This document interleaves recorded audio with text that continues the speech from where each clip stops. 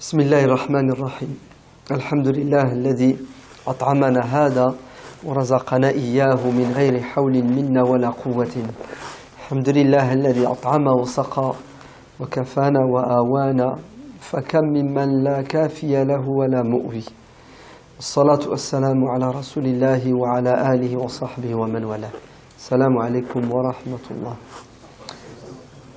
Dieu dit dans le Saint-Coran, dans la sourate Al-Imran, وَتِلْكَ الْأَيَّامُ نُدَاوِلُهَا بَيْنَ النَّاسِ وَتِلْكَ الْأَيَّامُ نُدَاوِلُهَا بَيْنَ النَّاسِ. Dans un autre verset du Coran, Dieu dit فَقْصُصِ الْقَصَصَ لَعَلَّهُمْ يَتَفَكَّرُونَ. Ainsi le Coran nous demande de raconter des histoires des peuples qui nous ont précédés, des peuplades, l'histoire des cités, des villes, des empires. Pourquoi est-ce qu'on doit connaître l'histoire? Pour tirer des leçons de ce qui est arrivé aux autres. Car l'être humain n'évolue qu'en se basant sur les expériences de ceux qui l'ont précédé. C'est quoi la science? Si ce n'est une construction dans le temps. On se base sur les réflexions, les pensées, les recherches, les expériences, et on s'améliore au fur et à mesure. Ça n'existe pas quelqu'un qui recommence à chaque fois à zéro. Sinon tu ne bâtis pas ta maison. Si ce que tu as construit aujourd'hui, tu le détruis la nuit. Il faut se baser sur ce que tu as fait hier pour évoluer. C'est pour cela, Dieu nous demande dans le Coran de connaître l'histoire de ceux qui nous ont précédés. Pourquoi? Pour construire l'avenir sur les vestiges intellectuels, les vestiges philosophiques, spirituels de ceux qui nous ont précédés. C'est-à-dire ne pas refaire les mêmes erreurs et les mêmes fautes. Par contre, ce qu'ils ont fait d'intelligent, de positif, on le récupère et on l'améliore. D'accord?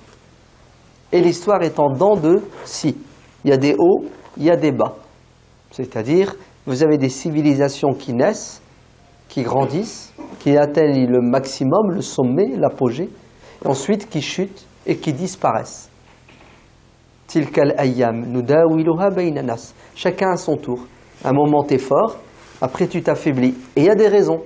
Sunnatullah, sunnatallah, walan tajida li sunnatillahi tabdila. Ce sont des lois pour tous les êtres humains, même pour le monde animal, le monde végétal. Des lois qui ne changent pas, des lois qui sont justes, des lois, lorsque tu les connais, lorsque tu les comprends, tu les maîtrises, tu peux construire. Et si tu ne veux pas justement construire à la lumière de ces règles, de ces lois, tu ne pourras pas construire. Impossible. Tu vas quoi? Tu vas subir. Car celui qui respecte ces lois réussit. Kullan numiddu haula'i wa haula'i min ata'i rabbika wa ma kana ata'u rabbika mahdhura. C'est-à-dire, celui qui sème récolte. Shaitan sème, est-ce qu'il récoltera? Oui. Pourquoi? Parce qu'il a fait des efforts. Celui qui fait le bien, s'il le fait comme il se doit, il récoltera. Mais celui qui veut faire le bien, qui ne fait pas d'efforts, est-ce qu'il va avoir des résultats? Impossible. Même s'il dit, mon intention est bonne, je place confiance en Dieu et je demande de l'aide à Dieu. Est-ce que Dieu va l'aider? Est-ce que Dieu va l'aider? Allahu a'lam. T'es sûr? Allahu a'lam, c'est-à-dire je ne sais pas. C'est ça? Tu préfères ne pas, t'as peur de rater ton bac. C'est ça? Une mauvaise réponse éliminée. Alors, est-ce que Dieu va l'aider? Non? C'est bien. T'as pas peur de le dire. Mais bien sûr, il faut dire ce qu'on pense sans avoir peur. Si tu dis vrai, je te dis bravo. Si tu te trompes, je te corrige. Et si moi je me trompe, tu me corriges aussi. Ahsant. Donc il a tout à fait raison. Dieu ne l'aidera pas. Tu sais pourquoi? Parce qu'il n'a pas respecté les lois. Allez, tu veux récolter sans semer, mais tu as beau être prophète, tu perdras la bataille si tu vas au champ de bataille sans respecter les lois de la guerre, les règles de la guerre. C'est logique. C'est parce que tu as envie que ce que tu as envie se réalisera. Le diable, il a une stratégie. Il se donne les moyens, il a les hommes, il a des résultats. Si toi, tu es quelqu'un de pieux, de sincère, tu ne te donnes pas les moyens, tu n'as pas d'objectif, tu n'as pas de stratégie, mais tu n'avanceras pas. Tu vas disparaître, tu seras éliminé. Parce que la loi de Dieu n'est pas partisane. Les règles qui gèrent les choses dans ce bas monde, les lois physiques, les lois sociologiques, ouais, les lois psychologiques, tout ce que tu veux comme loi, si tu ne les connais pas, tu ne les respectes pas, si tu ne maîtrises pas le fonctionnement, tu ne peux pas réussir. La preuve, Dieu dit dans le Coran, فَإِذَا عَزَمْتَ فَتَوَكَّلْ عَلَى اللَّهِ وَلَا تَقُولَنَّ لِشَيْءٍ إِنِّي فَاعِلٌ ذَلِكَ غَدًا إِلَّا أَنْ يَشَاءَ اللَّهِ. C'est-à-dire, la confiance en Dieu implique obligatoirement un engagement de ta part. C'est-à-dire, tu décides de faire quelque chose, donc si tu as décidé, c'est que tu as pensé, tu as réfléchi. Une fois que tu as décidé, que tu as construit ton plan, et tu t'engages, là Dieu te dit, dis Inch'Allah, demande de l'aide à Dieu pour qu'il t'accompagne, pour que ce que tu vas faire te soit utile sur terre et dans l'au-delà. Tu as vu la différence? Parce que celui qui ne croit pas en Dieu, il fait exactement la même chose que toi, si ce n'est qu'il ne demande pas à Dieu, parce qu'il n'y croit pas. Et il a les mêmes résultats que toi. Pourquoi, à ton avis? Parce qu'il a respecté les lois et les règles. Mais pour lui, ça sera bon sur terre, mais pas dans l'au-delà. La différence, c'est que toi, tu auras les mêmes résultats, et ça sera utile et bon pour toi sur terre et dans l'au-delà. Donc,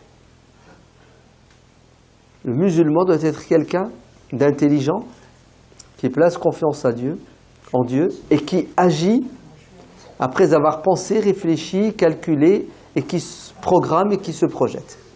C'est bon? Très bien. Comment s'appelle votre centre? Le centre Andalous. Andalous, c'est quoi l'Andalous? C'est Bilad el-Wandal, le pays des Vandales. Et oui, c'est de là que vient l'appellation El-Andalous, le pays des Vandales. Vandal, c'est devenu Wandal, c'est devenu Andalous. Et aujourd'hui, l'Andalousie, c'est le sud de l'Espagne.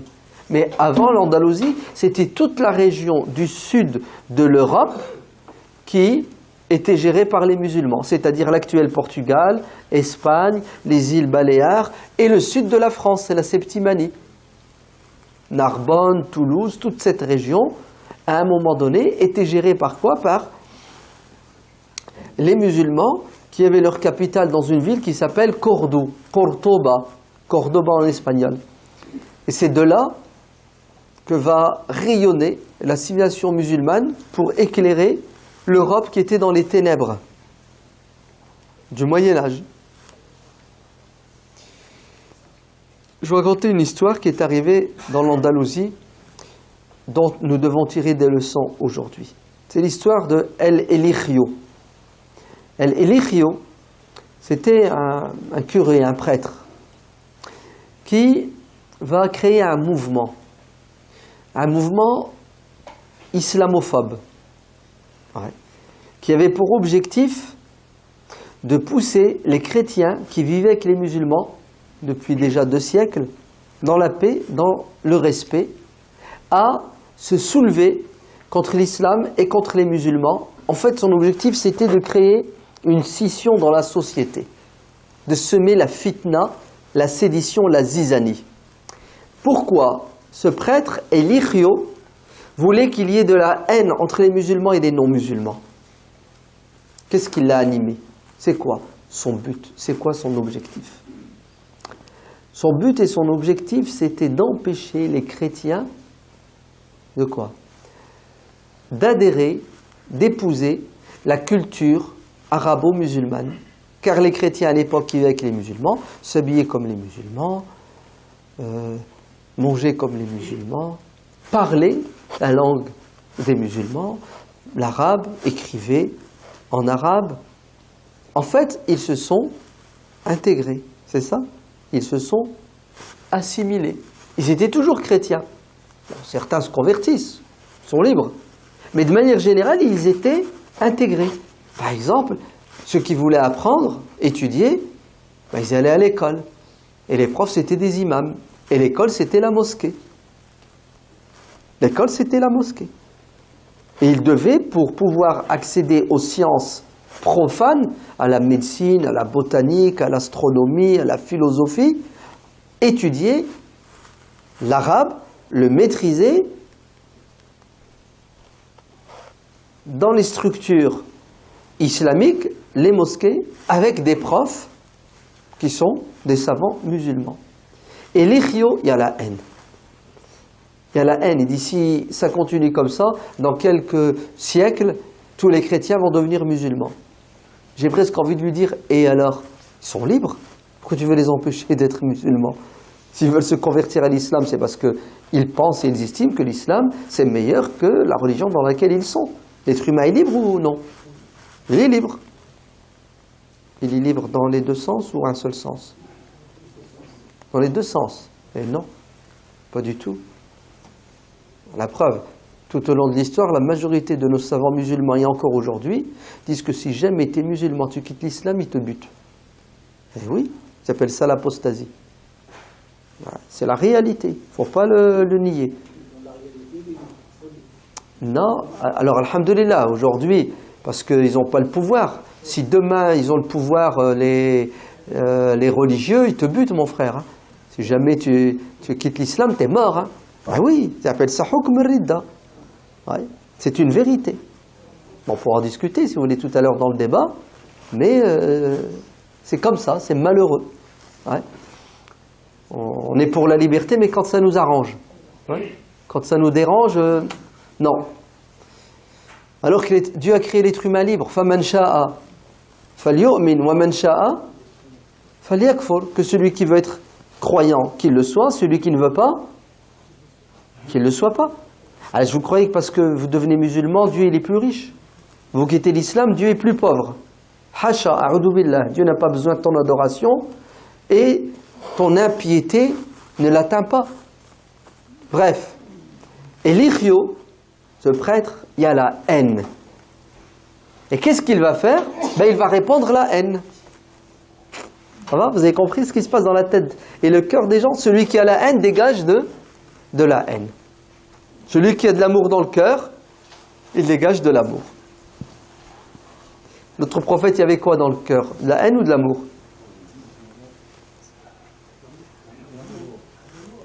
De l'amour? Qui dit de la haine? Levez la main, ceux qui disent que le prophète avait de la haine dans le cœur.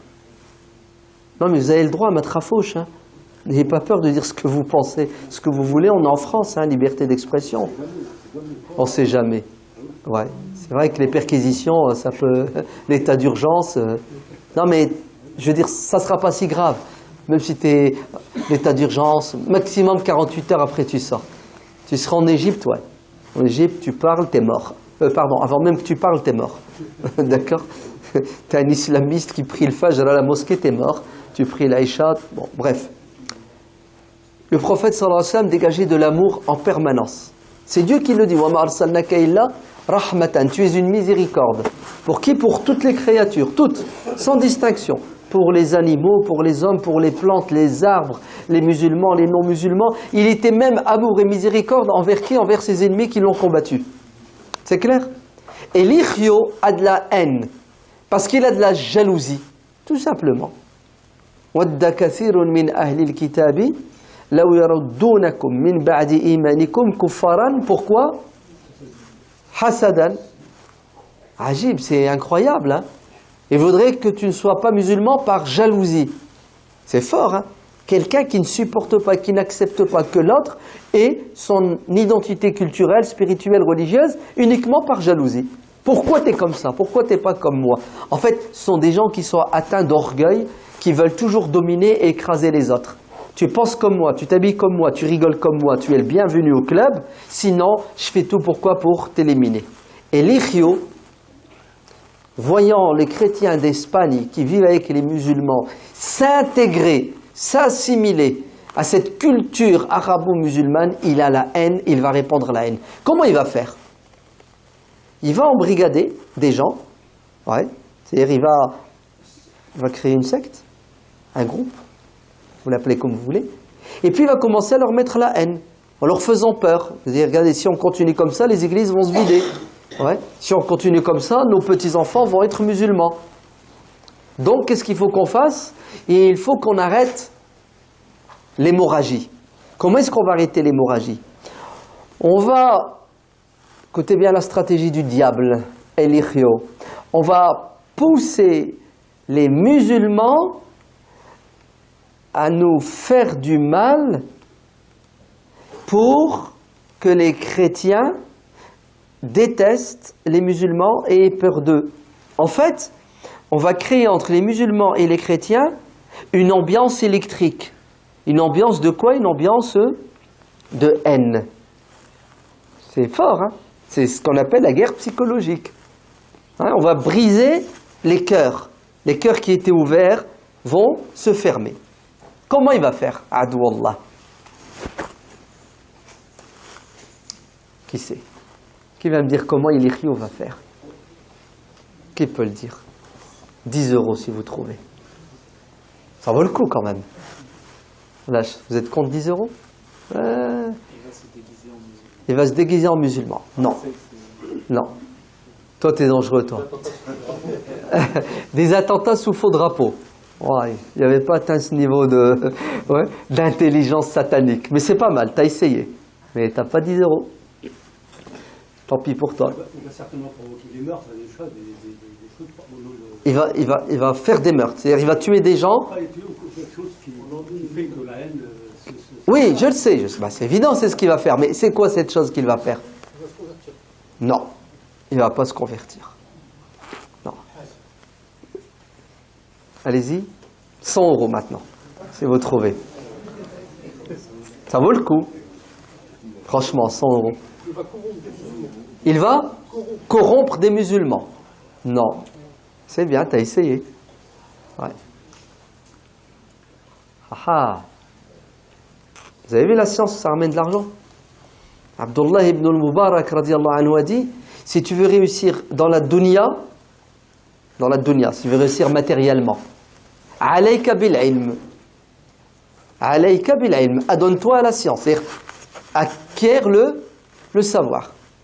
Si tu veux réussir dans l'au-delà, al-akhira, alayka bil ilm aussi. La science et le savoir. Yarfa'illahu alladhina amanu minkum walladhina utul ilma. On aura tous des degrés là-haut, et ceux qui ont la science auront des degrés beaucoup plus élevés. Et sur Terre aussi. C'est évident. Le mec qui a bac plus 15 en médecine, ouais. Ah, il n'y aura pas le même salaire que celui qui a bac moins 5. C'est évident. Ben, je vais vous le dire, écoutez bien. Écoutez l'arnaque. C'est fort. Et l'histoire se répète, mais comme on ne connaît pas l'histoire, on tombe dans le piège d'Elichio. Nous tombons, nous, musulmans, 2016, dans le même piège que celui qu'a tendu Elichio à qui? Aux musulmans et aux chrétiens de l'époque pour semer entre eux la zizanie, la fitna. Adou Allah. Pour empêcher les gens de vivre dans la paix et l'amour. Vous savez ce qu'il a fait? Il est venu à l'entrée de la mosquée de Cordoba, et il s'est mis à insulter le prophète Muhammad sallallahu alayhi wa sallam. Et il a envoyé ses soldats qui entraient dans les mosquées et qui insultaient le prophète sallallahu alayhi wa sallam et qui dénigraient le prophète sallallahu alayhi wa sallam. Ça va, vous avez capté? C'est fort, hein? C'est puissant, c'est pas puissant. Et il sait très bien que les musulmans sont sensibles et qu'ils aiment le prophète sallallahu alayhi wa sallam. En fait, il nous a piqué là où ça fait mal. Vous savez ce qui s'est passé? Ben, les musulmans ont réagi. Eh oui, le musulman aujourd'hui, tu veux qu'il démarre au quart de tour? Pique-le un peu. Ouais, petite caricature. Ça va, vous avez capté? Vous avez vu? L'histoire se répète. Un petit film. Tu bazardes un petit film. Fais un petit article. Tu ramènes un pseudo-spécialiste aux 20h. C'est bon? Tu fais des sites spécialisés 24 heures sur 24 qui insultent, qui dénigrent, qui se moquent du prophète sallallahu alayhi wa sallam. Et tu sais ce qui va se passer? Les musulmans vont mordre à l'hameçon. Direct, ils vont plonger. Parce que le musulman, au lieu de penser, de réfléchir et d'avoir du recul et de comprendre la stratégie de son ennemi, il est comme un taureau dans l'arène. Il est comme un taureau. Le mec, il joue avec. Il joue avec. Un morceau de tissu, il joue avec. Et de temps en temps, il le pique. Il le pique. Et à la fin, il l'achève. Et dans n'importe quel cas de figure, le taureau, il finit toujours mal. Vrai ou faux? C'est lui qui finit à l'abattoir. Hein. Vous avez vu quelle mort il a? Il le fait tourner en bourrique. Et à la fin, il l'achève. Pourquoi? Est-ce que les musulmans, justement, tu les fais tourner en bourrique? Vous savez pourquoi? Parce que les musulmans, écoutez bien, ça, ils l'ont mis de côté, ils ont pris ça, ils l'ont mis là. C'est-à-dire les musulmans sont dans les sentiments, au lieu d'être dans la raison, au lieu d'être dans l'analyse, l'intelligence, dans la projection, ils sont dans j'aime bien, j'aime pas, l'affectif, le pathos, j'aime bien, j'aime pas, j'ai envie, j'ai pas envie, ça me plaît, je le déteste. Les émotions, faqat, des émotions. Tu le piques au vif, il réagit. La colère, c'est ça? Alors que Dieu, dans le Coran, des dizaines de fois, qu'est-ce qu'il nous dit? Afala ta'qiloun. C'est ça? Afala tadhakkaroun. Afala tubsiroun. Afala tatafakkaroun. Waouh! Plusieurs fois. N'allez-vous pas observer? N'allez-vous pas vous rappeler l'histoire? C'est ça? N'allez-vous pas cogiter? N'allez-vous pas analyser? Oh, réveillez-vous, bon sang!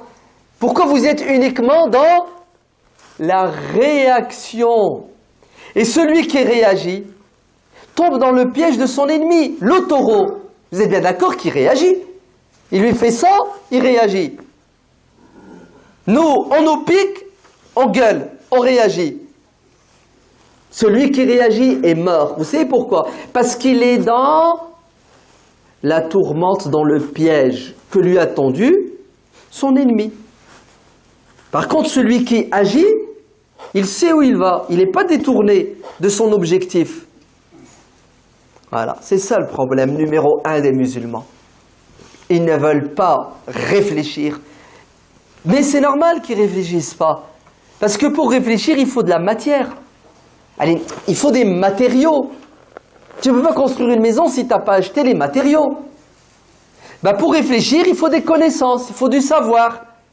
Pour pouvoir justement analyser. Ben, les musulmans ne peuvent pas réfléchir comme il se doit parce qu'ils n'ont pas les matériaux pour pouvoir analyser. Parce qu'ils ne lisent pas, les musulmans.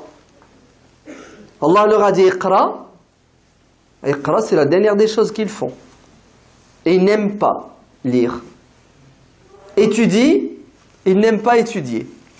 Les musulmans vont prier pendant 50 minutes, pendant 1 heure. Ils sont forts, hein? Regardez, 11h30, minuit, jusqu'à 1h du matin, ils vont faire tarawih, ils vont prier. C'est bravo, ils sont d'une force et d'une puissance extraordinaire. Et 1 heure pour étudier, pour apprendre, non. Ils ne le feront pas. Allez, la mosquée va être remplie pour tarawih, ça va déborder, dégouliner de partout. Tu leur dis, vous venez entre l'Asr et le Maghrib, pendant 1 heure, il y aura une conférence sur l'histoire de l'Andalous, il y aura 2 pelés et un tondu. Regardez, pour la prière, ils sont au rendez-vous.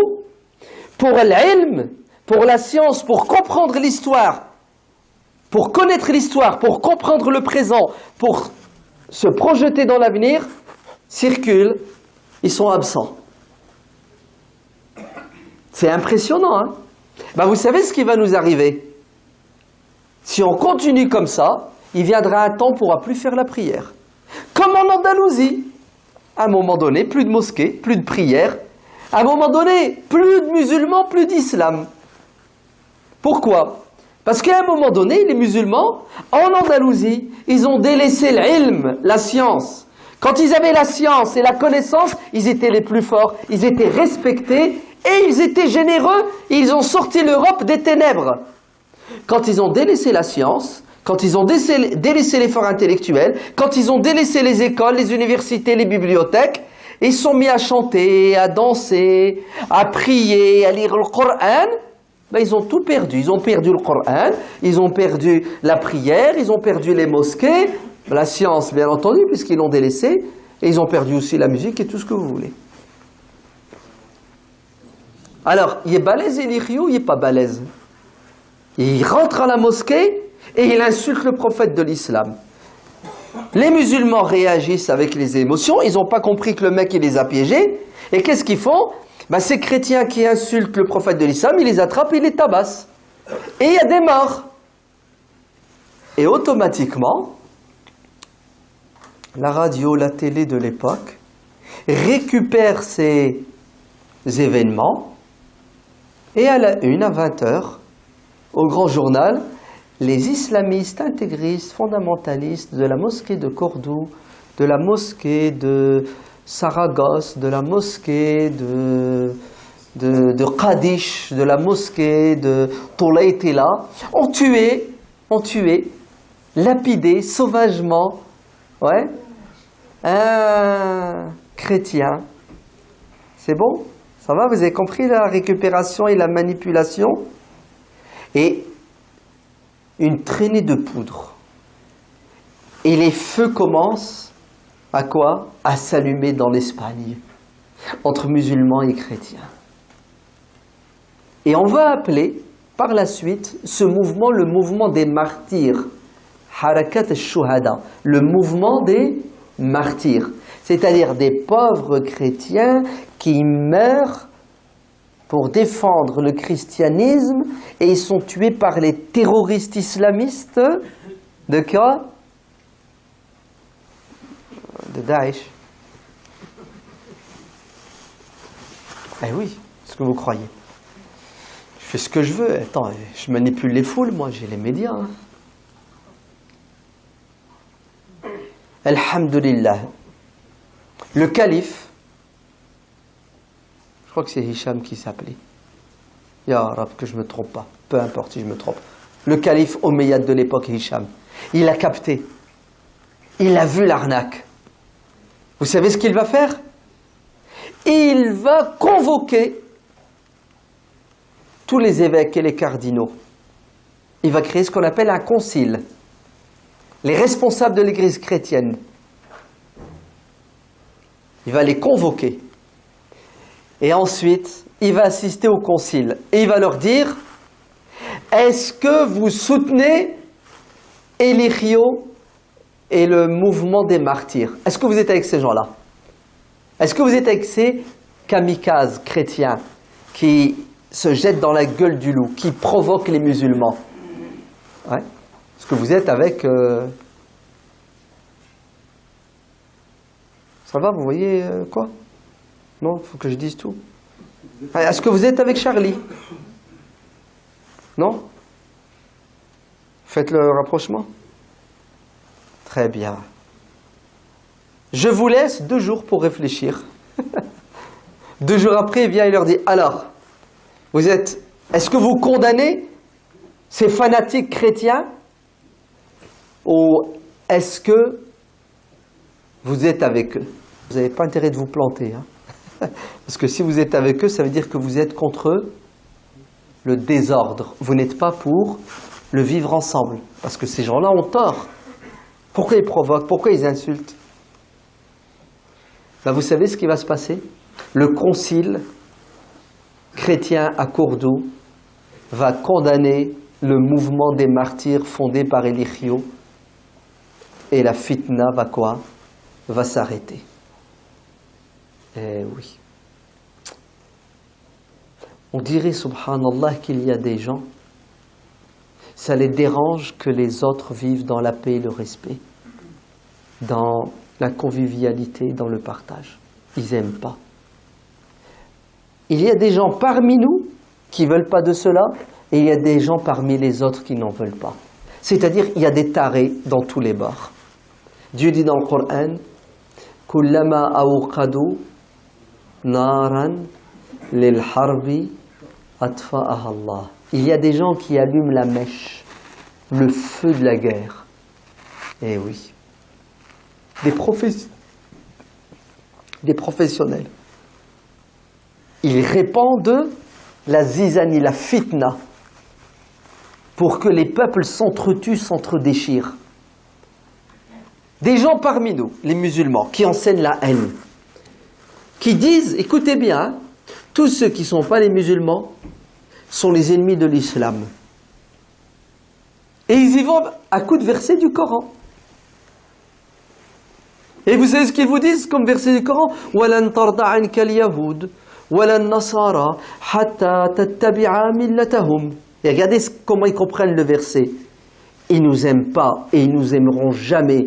D'ailleurs, pour qu'ils nous aiment, il faut qu'on devienne comme eux. Il faut qu'on arrête d'être musulmans, il faut qu'on boive de l'alcool et qu'on mange du porc. Je résume, hein, je caricature. Donc, puisqu'ils ne nous aiment pas, ben nous non plus, on ne les aime pas. D'ailleurs, ils ne nous aiment pas, mais en vérité, ils nous combattent. Ben, puisqu'ils nous combattent, nous aussi, nous allons les combattre. Regardez, vous avez vu le délire? Tout doucement, le musulman construit un raisonnement belliqueux. C'est-à-dire, il va à la guerre, il va au rejet, à la haine de l'autre. Et après la haine, c'est quoi? C'est la peur. Et après la peur, c'est quoi? C'est l'extermination. Car tu vas te débarrasser de ce qui te fait peur. Ajib. Alors que Dieu dans le Coran dit, de manière claire et nette, La yanhakumullah anil ladina lam yuqatilukum fid dini wa lam yukhrijukum min diyarikum. An tabarruhum wa tuqsitu ilayhim. Inna Allah yuhibbul muqsitin. C'est-à-dire, il y a deux types de non-musulmans.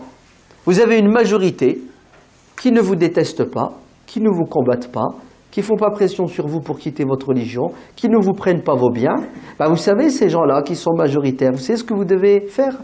Ben, vous devez vous comporter avec eux de la meilleure façon. Et c'est quoi se comporter avec eux de la meilleure façon? C'est d'être juste avec eux. Être juste veut dire ne pas leur faire de mal et ne pas accepter qu'ils subissent un mal. Et c'est pas fini. Il faut être bon et généreux avec eux. El-bir, an tabarruhum. Comme tu es bon avec tes parents, tu dois être bon avec l'autre. Parce que Dieu aime ceux qui sont justes. Et il n'aime pas les injustes. Qui sont les injustes? Ben, ce sont ceux qui sont dans l'essentialisme. C'est-à-dire ceux qui mettent tout le monde dans le même sac.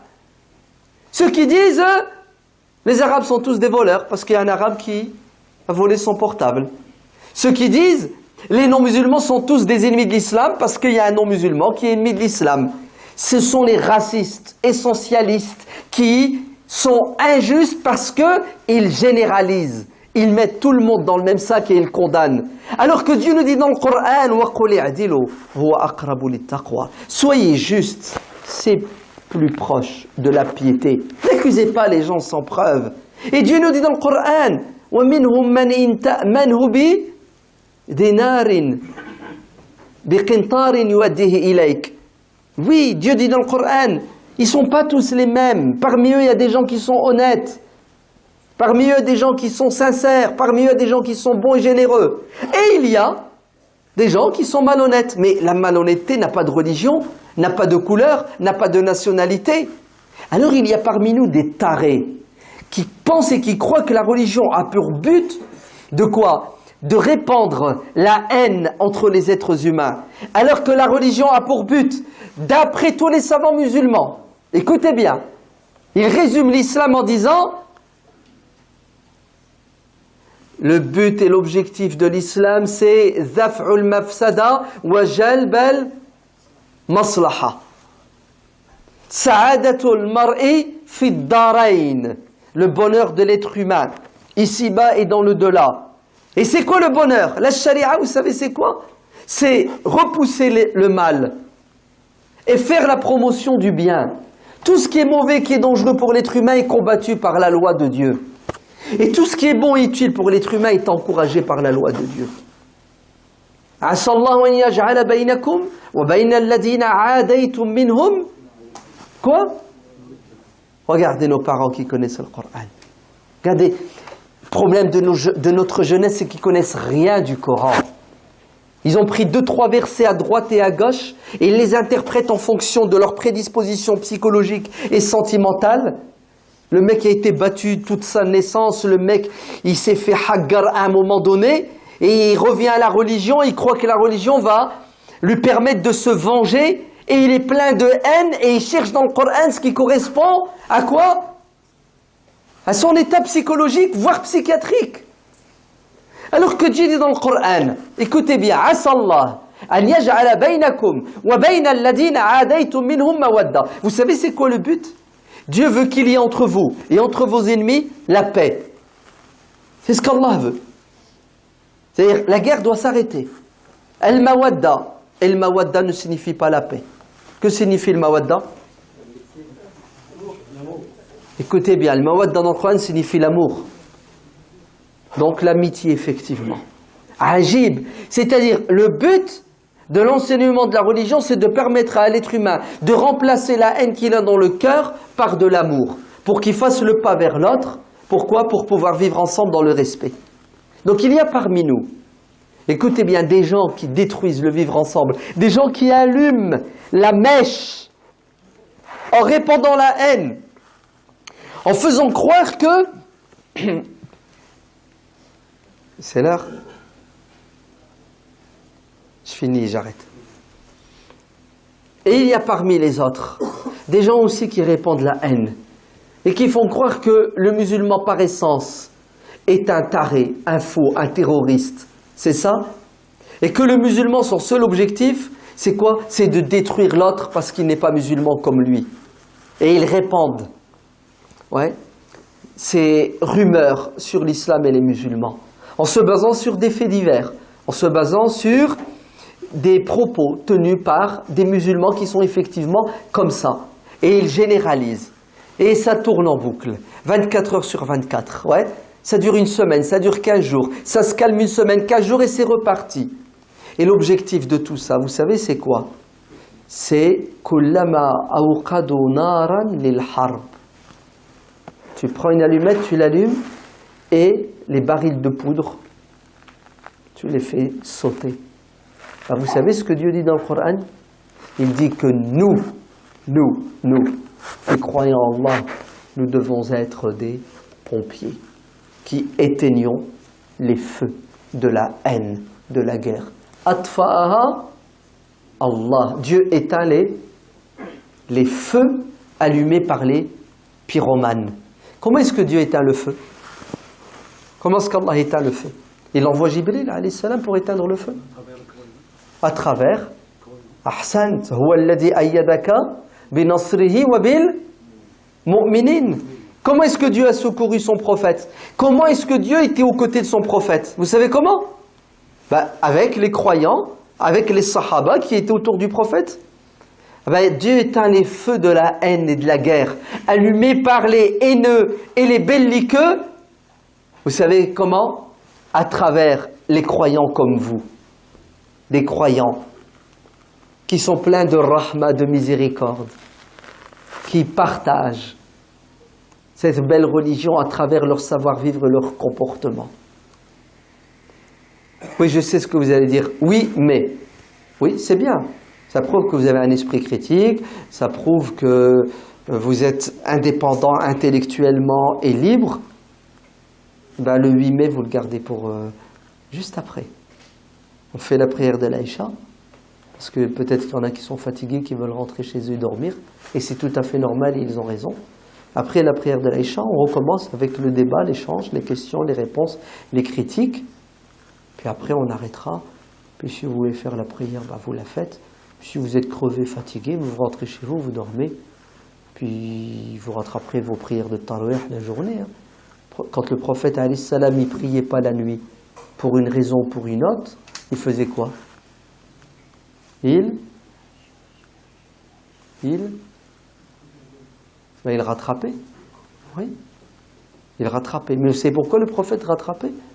Parce que pour lui, les prières qui ne sont pas obligatoires, pour nous, sont obligatoires. Pour lui. C'est pour ça qu'il les rattrapait. Mais pour nous, les prières qui ne sont pas obligatoires, on n'est pas obligé de les rattraper.